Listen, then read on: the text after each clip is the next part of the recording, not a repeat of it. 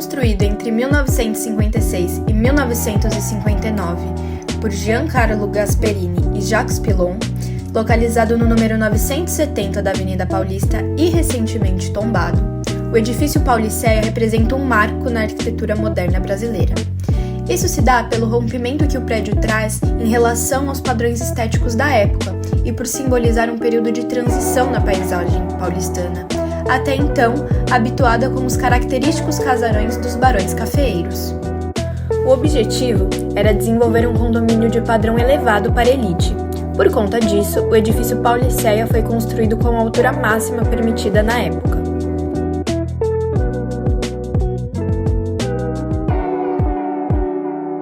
Está localizado ao lado do Gazeta e a 1 quadra de distância do Shopping Cidade São Paulo. As estações de metrô mais próximas para acesso são Trianon MASP e Brigadeiro.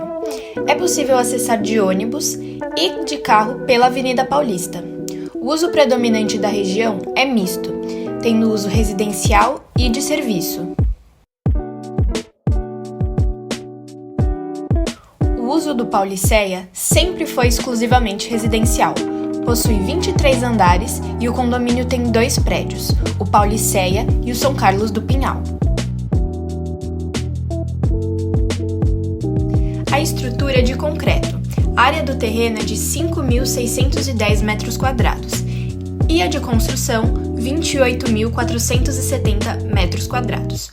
Os apartamentos deste condomínio variam de 90 a 166 metros quadrados, podendo conter até 4 quartos.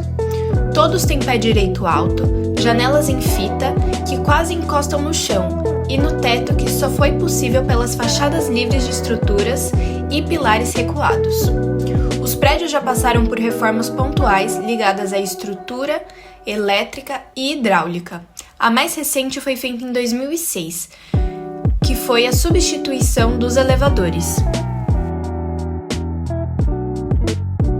O edifício possui alguns elementos modernos, sendo eles pastilhas na fachada, ladrilhos portugueses, marquises e pilotis no térreo, venezianas emolduradas por vidro.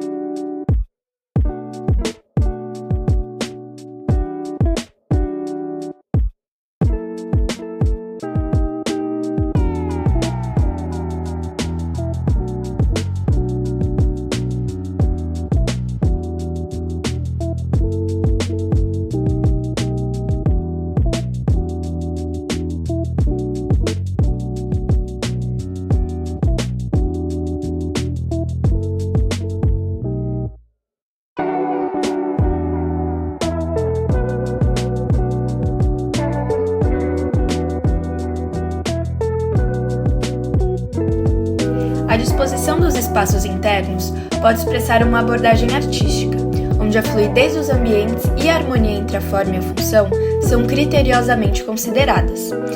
Isso pode se manifestar por meio de layouts abertos e versáteis, que convidam à interação e à criatividade, ou por meio de elementos esculturais integrados à própria estrutura do edifício.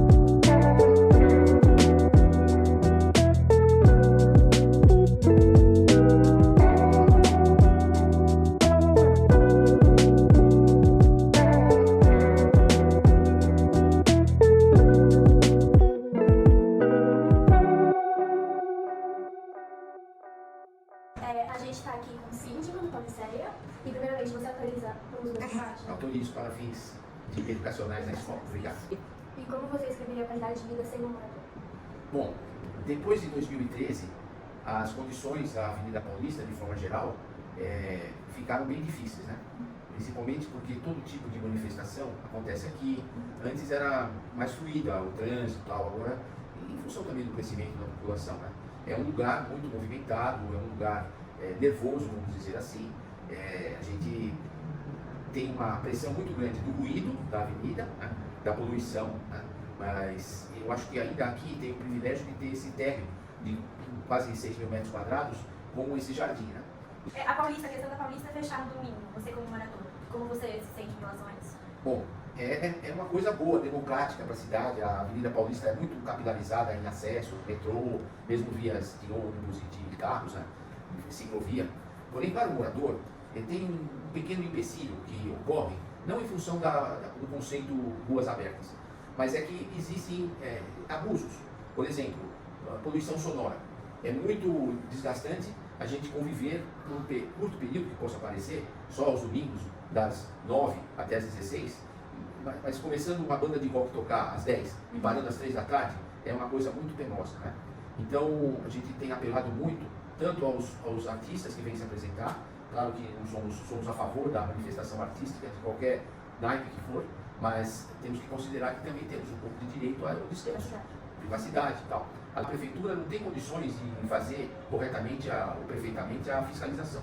Eles têm uma atuação muito grande de fiscalização no início, mas passa 10 e meia, 11 horas, já você não acha os fiscais. Agora isso tem mudado muito. A partir de agosto do ano passado, a prefeitura, os órgãos institucionais, governamentais, instituíram uma operação chamada Delegada, no estado todo, que eles conseguem trazer maior número de policiais, bombeiro. Então eles fizeram um planejamento e conseguiram diminuir bastante o número de roubos de celular na cidade como um todo, mas na Avenida Paulista foi o maior índice. Inclusive as nossas reclamações à subprefeitura, ao PSIL, a mesma Polícia Militar, por causa do nível de ruído, também de umas semanas para cá diminuiu bastante. E esse esclarecimento da lei do artista de rua, que pode ser só acústico por 40 minutos, foi colocado com bastante evidência nessa apresentação. Então espero que é uma festa, né? É uma festa. O trânsito fica um pouco mais complicado. Nós temos a saída pela São Carlos do Pinhal. Se queremos passar para o lado de lá da Paulista, temos que ir pela Rua de Trás até a Brigadeiro e atravessar, né? Mas não é uma consequência muito difícil. Agora, está com uma obra aqui no shopping Matarazzo, cidade de Matarazzo, e eles apertaram a rua para acertar a calçada. Então, num momento como agora, o impacto do trânsito praticamente até a rua Joaquim Eugênio de Lima, porque fica difícil de passar.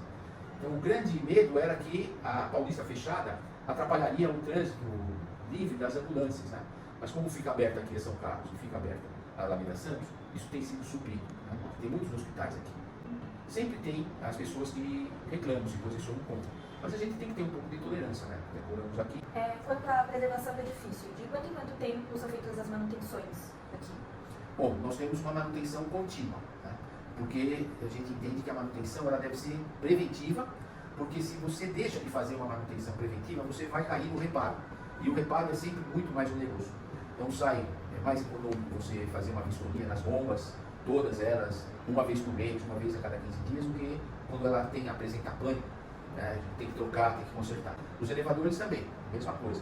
São empresas especializadas que fazem a manutenção contínua. E nós substituímos o sistema de aquecimento de água, que se fazia tão somente por aquecedores a gás de passagem, nós substituímos por um sistema de trocador de calor, que é um sistema desenvolvido na América do Norte, chamado lá bombas de calor, né? Que pega o calor do ar e joga para a água, como um aparelho de ar-condicionado ao contrário. E com isso a gente gasta energia elétrica, mas não queima gás, e o custo do gás era muito mais alto, que está redundando uma grande economia. Então acho que isso foi um grande passo para poder dar um fôlego para os condôminos conseguirem não ser onerados e poder aplicar esse dinheiro em obras de reparo e conservação.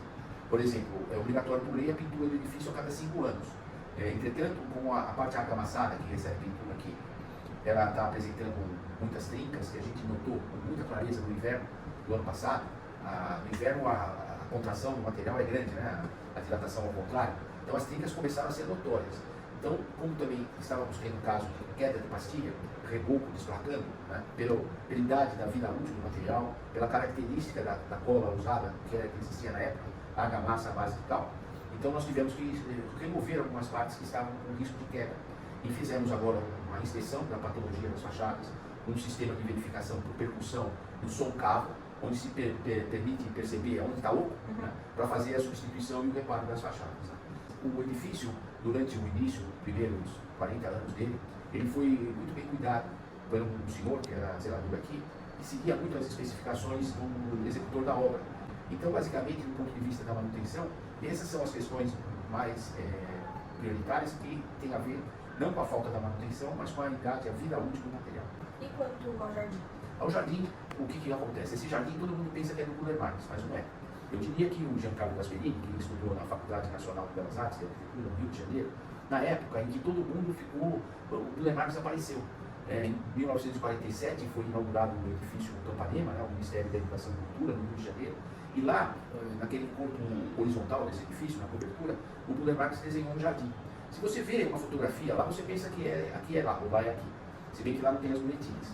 Então, o arquiteto que se formava lá, claro que pegou isso para ele. Então, todo esse desenho que ele fez, foi o Gasperini que desenhou as curvas, né, essas muletas, inspirado no desenho orgânico do Buller Marx. Né. A característica original que se mantém somente, e isso é muito importante, que é um jardim quase que monocromático em tons de verdes. Quantas plantas tem os edifícios? Quantos metros quadrados e quartos? Bom, eu vou responder, eu sei isso aí.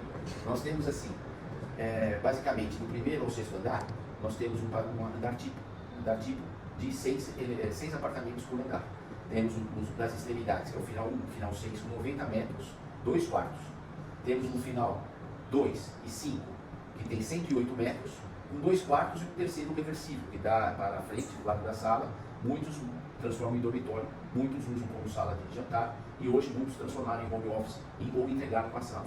E na plumada central das escadas, final 3 e 4, são os apartamentos de 60 metros, com um dormitório, um lavabo, área de serviço, cozinha, o banheiro completo, banheira, box, bidê, bacia sanitária e lavatório. Né? E esse apartamento de 60 metros, a partir do 7º andar, ele é cooptado, ele é integrado ao apartamento vizinho, de 108, transformando-se num apartamento de 168 metros quadrados, com 3 dormitórios, uma sala grande. No edifício São Carlos do Pinhal, que foi construído 2 anos depois, terminado 2 anos depois, contém 2 dependências, 2 quartos de serviço, né, teve algumas alterações em relação ao Paulicentro. O 23º andar são somente 4 apartamentos por andar. Então veja, do 7º ao 22º são 5 apartamentos por andar, e lá no último andar são 4 somente. Então não existe um pequenininho. Os dois, final 5 e final 2, são grandes. Ficou claro?